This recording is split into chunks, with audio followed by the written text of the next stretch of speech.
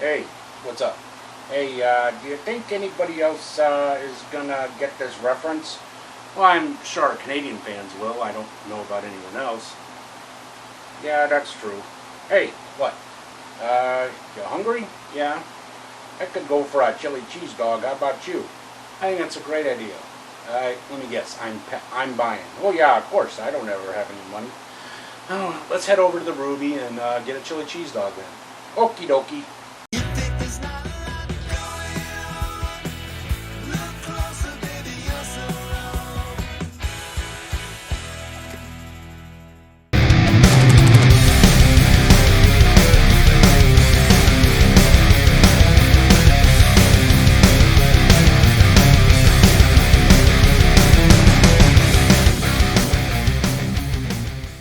Well, hello there, everybody, and welcome back to another episode of Anthony and Red's Top 10. I am Red the Fox, and I am Anthony Gamer, and in today's episode, we're going to discuss our top 10 favorite Kiss albums.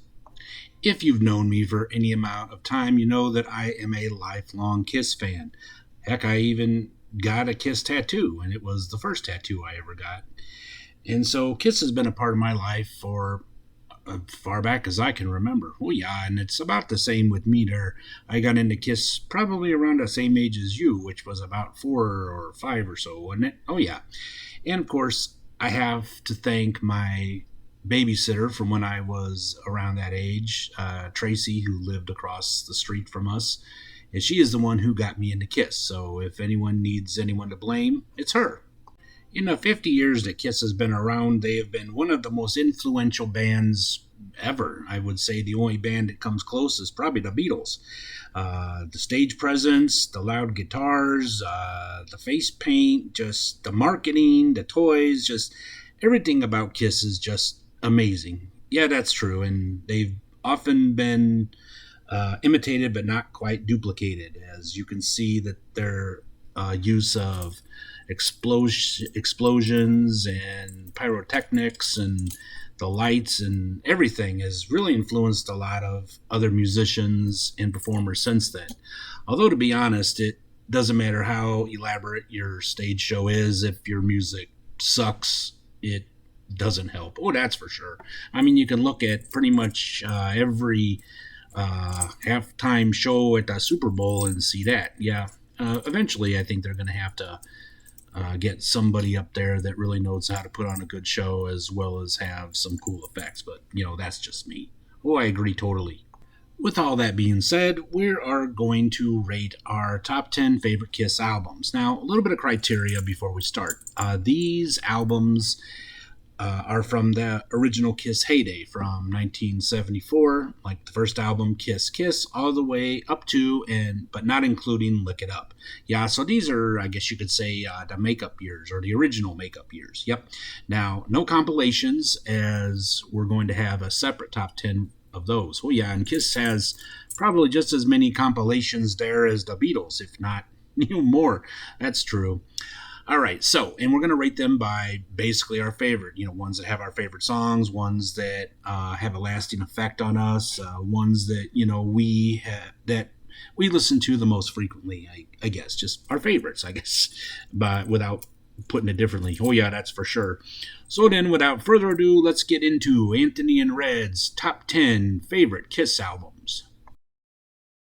At the number 10 spot there, we have Dynasty. Now, this album was released May 23rd, 1979, and was produced by Vinnie Poncia, who had recorded Peter Criss's solo album. Now, at this time, the band was going through a lot of turmoil. Peter and Ace were dealing with drug and alcohol issues, and their playing had diminished pretty badly. To the point that Peter Criss would not play drums on a majority of the tracks on this album. Most of those, the drum duties would be handled by Anton Fig, who is most well known for being a drummer on the David Letterman show.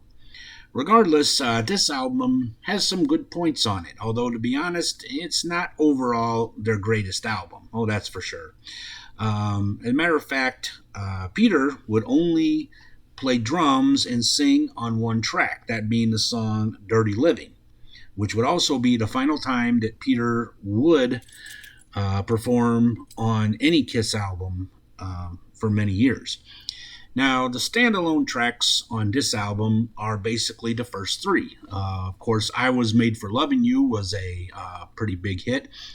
And if you want to get a cool extended version of it, like the Disco Dance Club version, you can find it on the Kiss compilation called Chikara that was only released in Japan. But we'll talk about that in a later episode. The other two standout tracks are 2000 Man. This one was had Ace on lead vocals, and this was a cover of a Rolling Stones song. So for today's trivia question, what is the name of the Rolling Stones album in which the song 2000 Man was originally featured?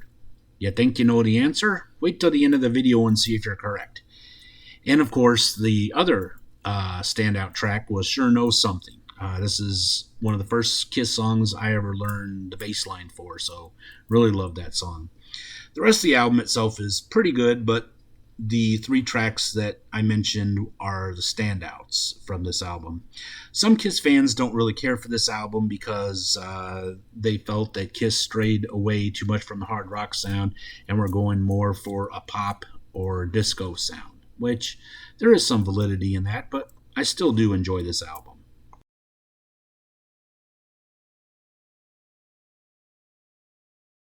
And next up at the number 9 spot, we have Unmasked. This was actually Kiss's 8th studio album, and it was released May 20th, 1980. This would be the final album to feature Peter Criss on the cover, even though he had no involvement in the album at all. He didn't sing on it, and he didn't play drums on it. The drums, once again, were handled by Anton Fig.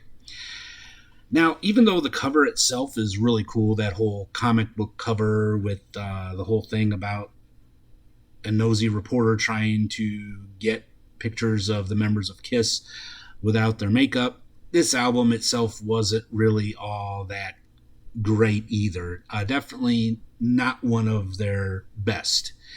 However, there were some great songs that did stand out on this album. For instance, Shandy, the ballad, really a cool song, kind of one of them sad breakup songs, and Peter was featured in the video, but it was right after the filming of that video concluded that he was fired from the band.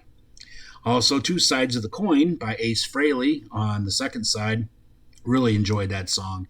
And the other standout is Torpedo Girl, also an Ace song, really a cool song. It's almost like a follow-up to that song Rocket Ride that was one of the studio tracks on Alive 2. Great song. Just I really love that song. But again, this is one album of Kiss's that was not really well received by a lot of fans because again, they kind of strayed away from the hard rock sound. Yeah. Now it wasn't as bad as the next album, of course. We don't talk about Elder. Yeah, we sure don't.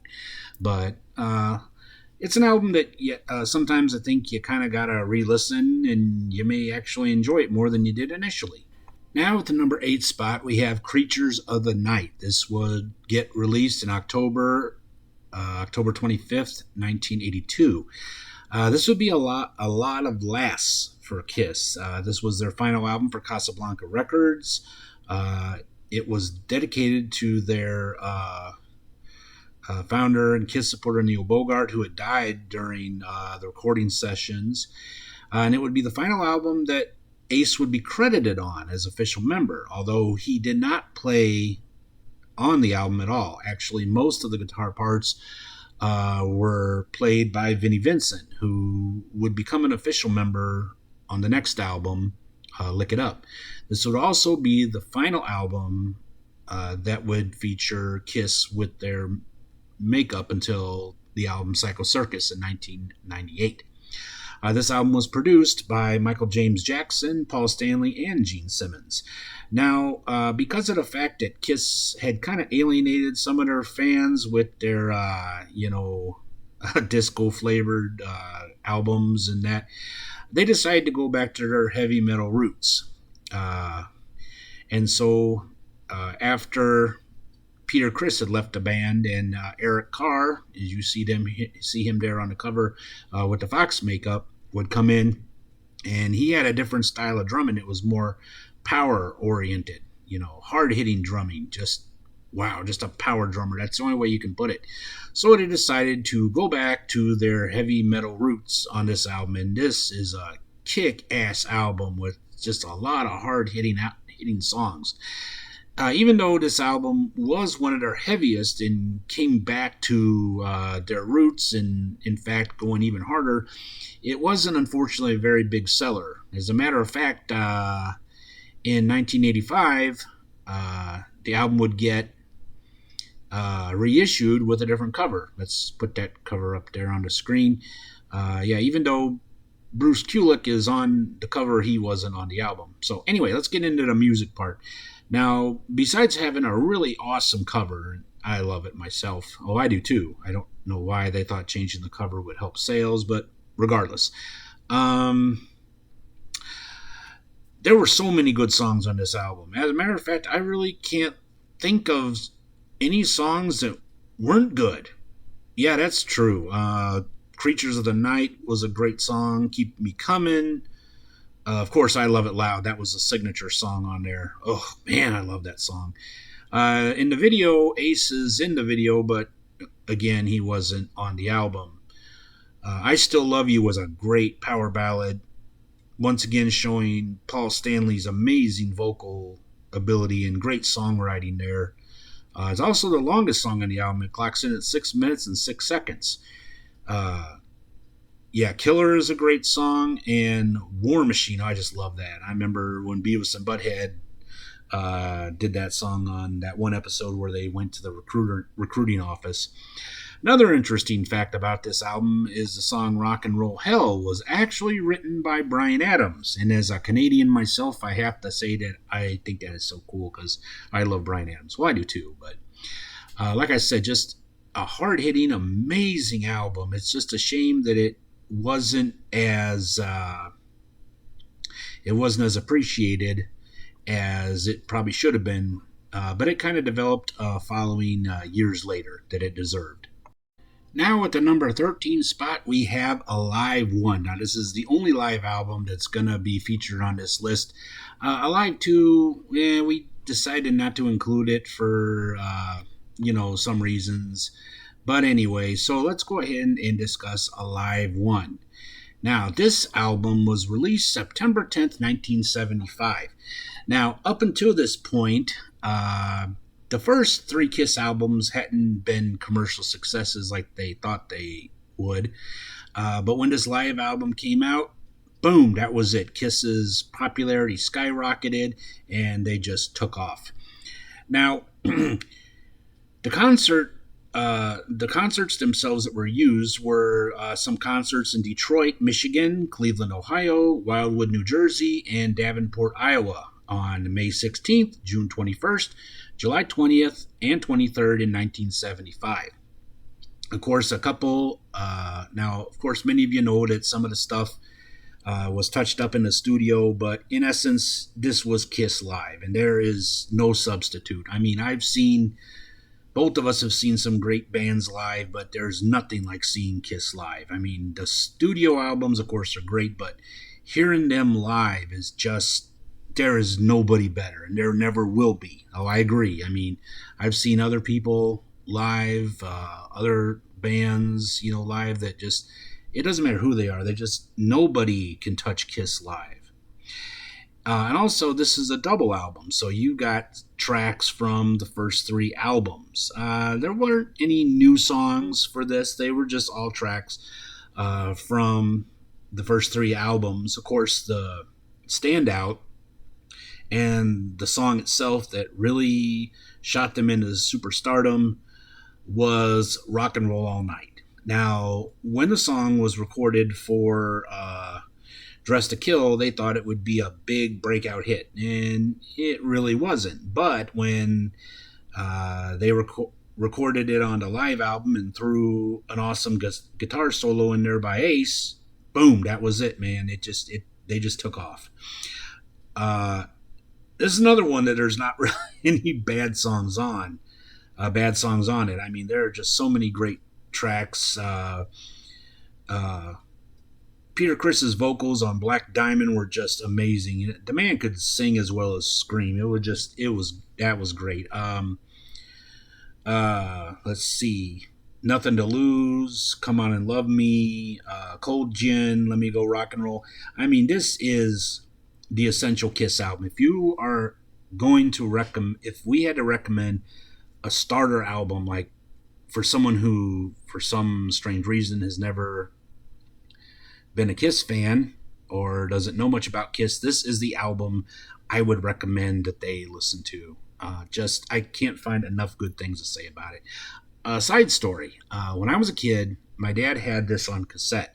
Now, as many of you know, cassettes don't hold up well. I think that's why they will never make a comeback. And actually, the tape inside broke.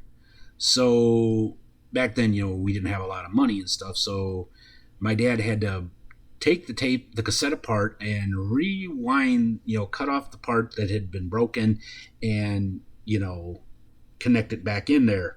And we didn't use glue to hold it. So we actually had scotch tape holding the cassette together. But that's just how much I love that album, that we went to all that trouble just to save it so that we could keep playing it.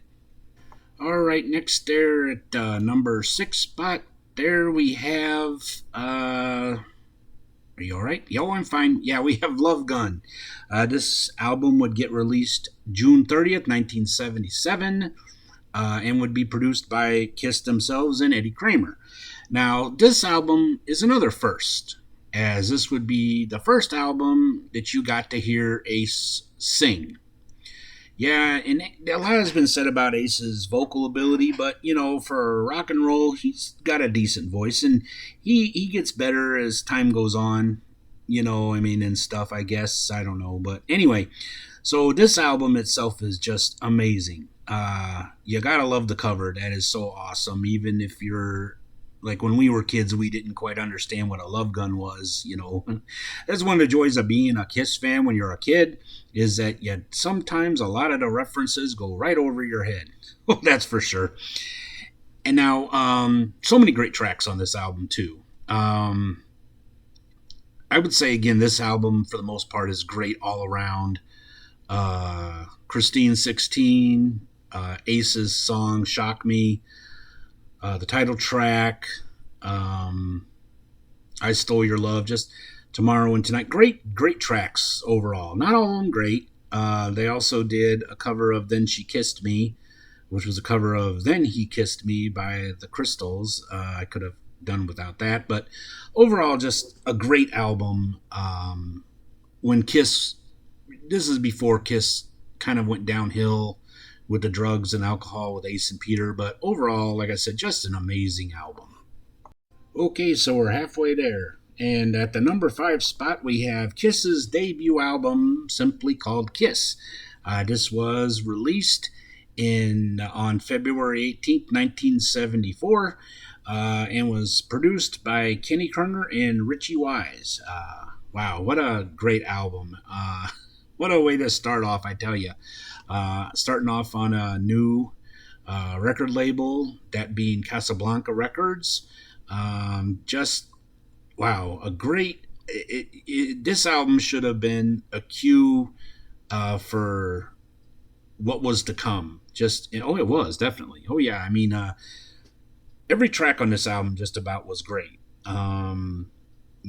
Strutter, of course, the first song, and the first Kiss song. Now, interestingly, before this, Kiss had actually been a band called Wicked Lester, and they had recorded an album, but the album wasn't released. I mean, I don't think it's actually been officially released. I mean, you can find bootlegs of it and stuff, and you got it, don't you? Oh, yeah, I do have it. Very different. Very, very different from the transition from Wicked Lester to Kiss, that's for sure. Definitely. The cover is kind of interesting too, because you can see Peter's makeup is very different than what we're used to seeing. That's for sure. Now, originally, when the album was released, Kissin' Time, the song was not on the original pressing of the album.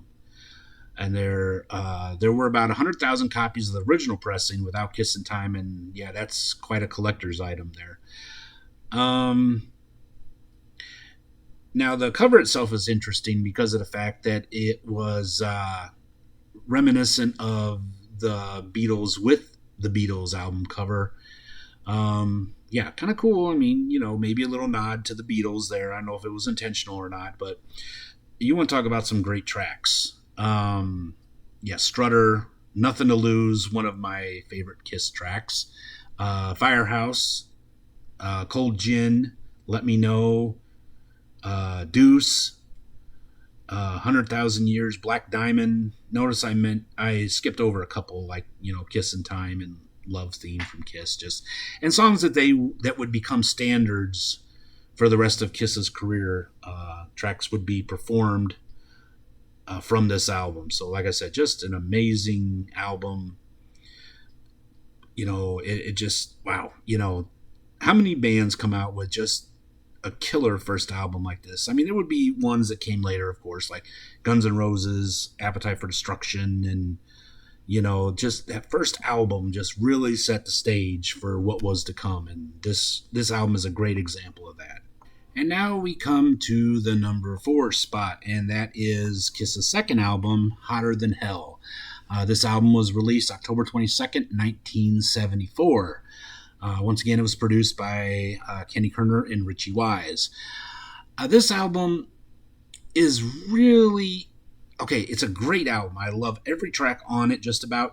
The only thing that's the production on this album was a little murkier. I don't know. When it was re-released or remixed and stuff, it sounded a lot better. It just, for some reason, it just didn't sound it didn't have that clean feel, which again kind of added to the album's mystique itself, I'd say. Oh yeah.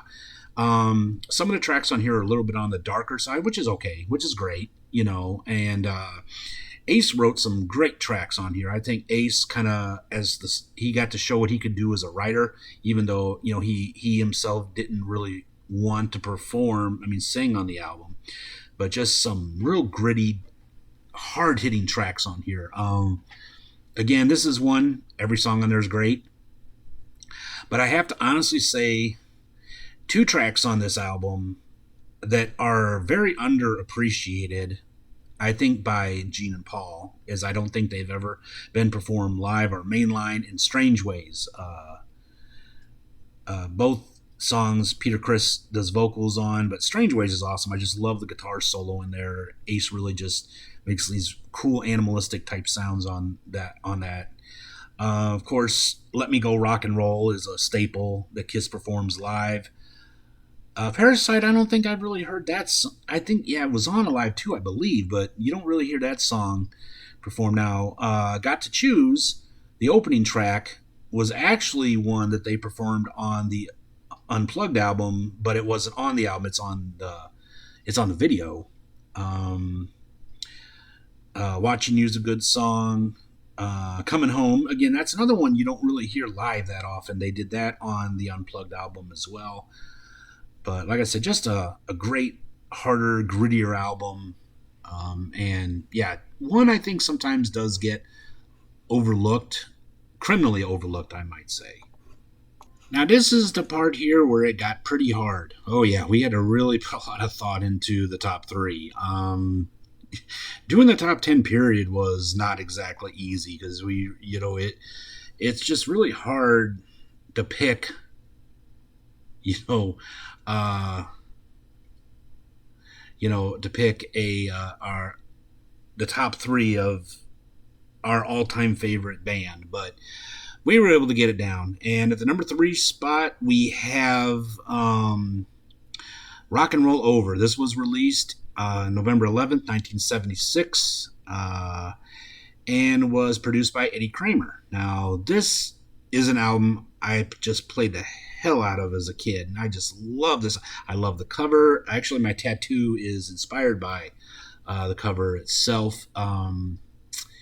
just so many great songs on it, start to finish. There is not a bad song on it. This is one of those albums, and you don't get this much anymore from anybody. Well, except in like some, but it's just not that often that you have an album you can just play from beginning to end. You could play this album on a loop because there's not a bad track on it.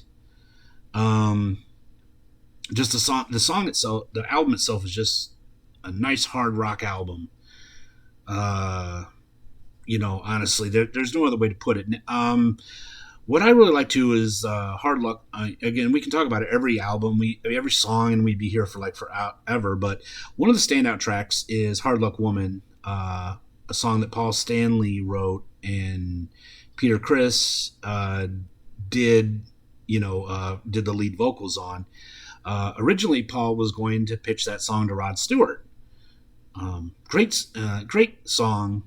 Fun song to play and sing, honestly. Only two singles, though, strangely, that being Hard Luck Woman and Calling Dr. Love, because every song on this album could have been a single, honestly. I just, every track on here, I keep saying that, I know, but this is definitely an album that really is one of those that you just let it play. If you want to put it on hit the repeat and just let the album play over and over again, that is just fine, because you're not going to find a bad track on this album, period. My best friend Ron once said to me, asked me, what is your favorite Kiss album? And you can't say Destroyer, because that's a cop-out. And yeah, it is. Even though I would say it's probably number one on a lot of people's top 10 lists, we put it at the number 2 spot. And yeah, it's a great album. I honestly wore out this record. And yes, for you young folks that are watching this, or yes, it is possible to wear out a record album. You can really tell, because then you hear like in the background when you're playing, and pops and snap crackle pops, on the record. It's a sign that either one, don't have a good record player, or you've played it way too much. So this iconic album was released March 15th, 1976, and was produced by the legendary producer Bob Ezrin. Wow, what can you say? It just was, from start to finish, a great album. So many great tracks. The production of this album is on par with like Boston, I would say, Boston level production, and just, yeah. Let's just go through the tracks. Okay. Detroit Rock City. What more do you need to say? And which leads right into the follow-up of King of the Nighttime World, God of Thunder. And it was kind of interesting how, if you hear those kid voices in there, those are Bob Ezrin's kids running around, and they just decided to leave that in. Interestingly, this song was written by Paul Stanley, but Gene did the lead vocals. According to a story I heard, they were trying to see who could write the darkest song. And this song did go through some revisions. If you have the Kiss box set, you can hear how it originally started out. Great track. Great Expectations, the next song. Really cool, because like as a kid listening to this song, I did not know what the heck this song was about. I just liked it. And then when you get to be an adult, you're like, oh, how did I miss that? And next up on side 2, then we have Flaming Youth. Great song, another anthem. Just really love that song. Next up, we have Sweet Pain. This is another one of those Kiss songs that as a kid, you don't know what it's about. You just like singing it. Yeah, love the song. Interestingly, there was rumor has it that Ace was starting to miss studio time. I think a lot of it was because Bob Ezrin just worked them so hard on this and expected perfection. And rumor has it that Ace did not play the solo on that song. That's been a rumor I don't know if it's true or not, but it doesn't really sound like an Ace solo. Yeah, so anyway, I'm not sure if that's true or not, but yeah, it doesn't even really sound like I said like an Ace solo, so that may be true. Shout It Out Loud, of course, a staple for Kiss, and just a great anthem. Great song to sing along to, and just love that song. And Beth. Wow. What? Oh yeah. I mean, what can you say about Beth? That was their biggest hit ever. Which in a way is kind of a shame that that was their biggest hit. I mean, I'm not taking anything away from it. I love the song. It's easy to sing. It's a sweet song. But there's so much more for Kiss. More Kiss tracks, Kiss songs that But still, like I said, a great song. It went through a lot of revisions, especially if you hear the original version of it called Beck that Peter Criss wrote years before. With the help of Stan Pendridge and Bob Ezrin, it turned into what would be their signature song in a lot of ways and their biggest hit. Do You Love Me? Another song that's great to see performed. They did a great version of that on the Unplugged album. Then there's the hidden track called Rock and Roll Party. It's just this weird like instrumental background stuff going on. It's just only a minute and 25 seconds, but kind of cool. Like I said, you just cannot find enough great things to say about Destroyer. Just an amazing album from track to track. Now, in 2012, there was a version of it called Destroyer Resurrected 2012 mix that would have just some other addition. The song I'm not really sure. It's kind of a remix. Now, on